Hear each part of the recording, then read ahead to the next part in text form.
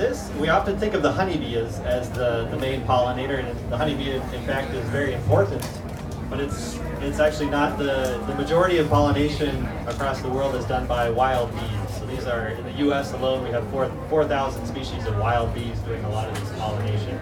So when we think of improving habitat for pollinators, it's really the whole group, honeybees and all these wild bees that benefit us.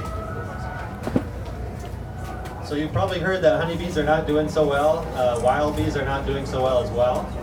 And this is due to a combination of many factors: agrochemicals, pests and pathogens, climate change, and habitat loss. And although all these are very important, I'm going to focus on something fundamental. That all bees need food. And bees need food not just some of the time that they're active, but all the time that they're active. So not just during the time when a crop is blooming, but the whole time that they're alive during the growing season, during the spring, summer, fall.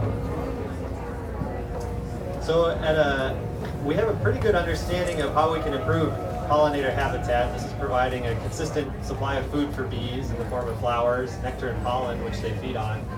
And we have a pretty good idea of what we can do at this local scale. So we can, for instance, plant hedgerows along farm fields. We can plant patches of flowers. This is very important.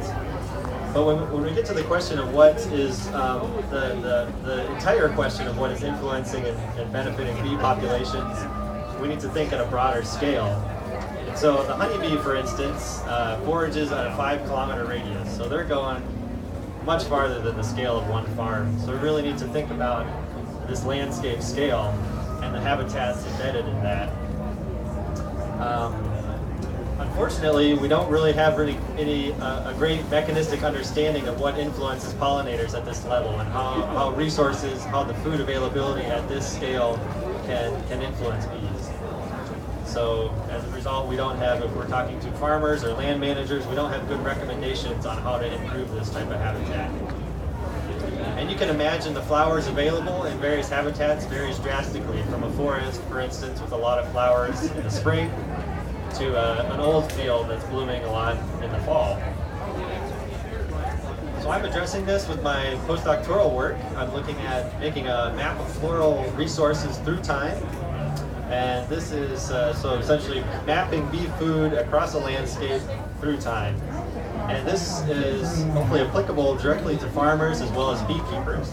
And I'll walk you through an example of that. So imagine that this map is essentially different, each color is a different habitat with a different amount of flowers available at a given point in time.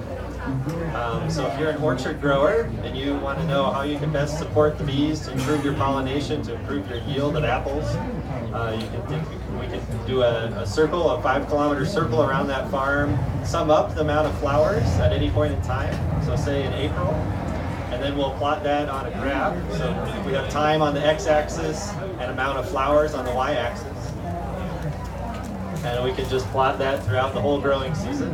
And you can see here this floral curve, and we can consider what points in time do we have low flowers available for these bees. So in this example, there in June, in the middle of the summer, there are very few. There's a bottleneck. We can think about which habitats we might need to restore to fill that gap, to provide the food for bees at that time. So thinking of how we can restore habitat, create new habitats, and how nature can really benefit farmers, and so they'll have a direct economic reason to conserve this type of habitat. And I just want to conclude by saying everyone can participate in pollinator conservation. This is a much larger scale than we normally think about at home, but we can still encourage initiatives at national and regional levels that encourage restoring or maintaining pollinator habitat, also reducing pesticide overuse. That's a huge issue with pollinators right now. But right at your home, you can do a lot as well. We can embrace lawn heterogeneity, so weeds are only weeds if you don't want them. Weeds are great sources of food for bees. Brush piles are important nesting habitat. We can limit pesticides. We don't need to spray herbicides on our lawn to make it just one species of grass. Dandelions are good. And we can plant pollinator plants. So planting a mixture of plants that bloom throughout the whole growing season is very important. We can do this even if we don't have a yard. We can do it in pots on our front step. And there's some great resources available. Xerces Society and pollinator.org is great. There's so many as well. TNC has some publications even. So I encourage you to look that up. Feel free to email me if you have questions as well. We have seed packs in the back. Yeah, John just pointed out there are even some seeds in the back, some mixtures, I think for birds, but also for bees maybe? Yeah, so things like that, great things you can do at home. From the Habitat Network, which is a project that the Nature Conservancy is working on, we have native seeds we have a northeast section as well as a Midwest, kind of depending in case we got folks who came out from out of the area. And so pick those up on your way out and plant them. You know, we definitely support native vegetation and in the support of the pollinators as well. So questions for Aaron?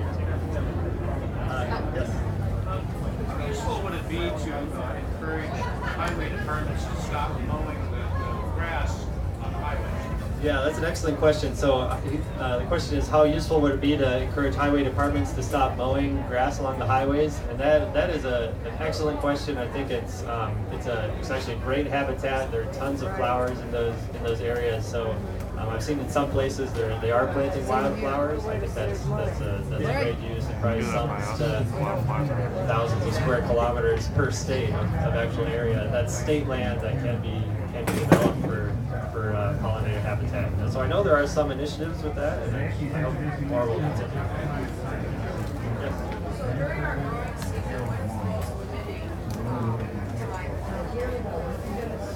Okay, the question is, during the growing season, what is the most limiting time for the bees? I would say similar to that graph I showed, kind of the middle of the summer is a pretty low period. So around us, it's a lot of forests. You have spring ephemerals, say around us in the eastern U.S. A lot of early spring wildflowers. A lot of the trees are blooming in the early spring, and then in the summer the canopies close over and there's not much growing on the understory. So there's not much available there. Then in the fall, a lot of the goldenrods and the old field plants come in. A lot of the weed ear plants are fall blooming plants. So midsummer is a time when we don't have as many resources.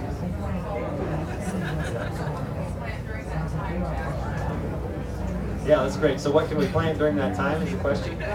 So the websites I showed list, there's some great resources where it shows your particular region of the country, and the Habitat Network has this too. So if you're in the Northeast, if you're in the Midwest, if you're in the Southeast, it says what plants are blooming when, and it'll tell you like exactly what you need to plant. So it really depends where you are and what the native plant species are. I would definitely encourage planting native plants. So without knowing your exact area. Oh, my area.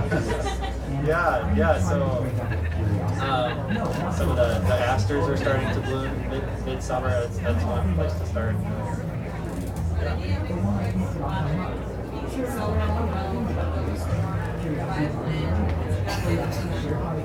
Yeah, great question. So are neonicotinoids affecting the bees? And if you're buying a plant at a store, how do you know if it has it or not?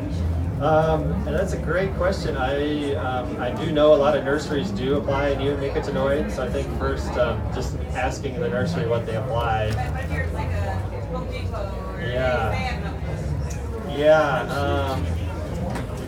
Yeah, that's a great question. If the actual store doesn't know, I would think you could, if they have some, if you can find their supplier and go back to that chain. But neonicotinoids it won't just say neonicotinoid, it'll say some complicated name.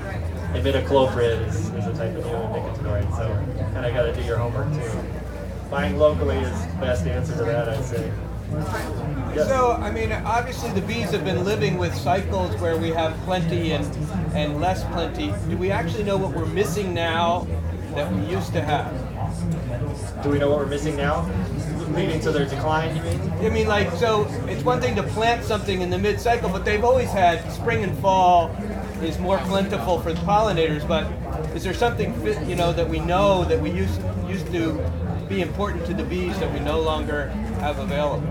Yeah, I think the main thing is we're just intensifying our landscape much more. So we've always had Yeah, maybe a bigger burst in the spring, a bigger burst in the fall.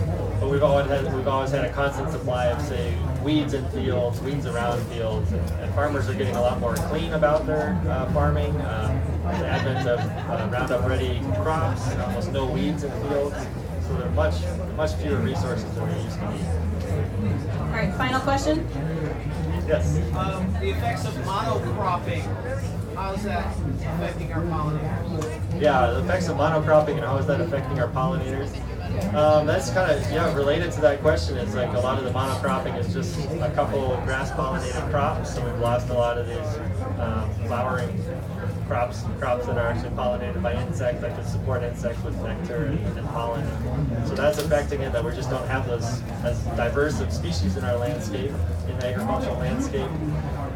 Again, the monocropping is kind of part of a whole syndrome of intensifying agriculture as well, related to getting rid of every weed in the field, expanding sizes of crop fields, so we're not having as many field edges, which are extremely important for wildlife. So yeah, it's affecting it perhaps more indirectly in terms of the overall syndrome of intensifying agriculture. Thank you so much, Aaron.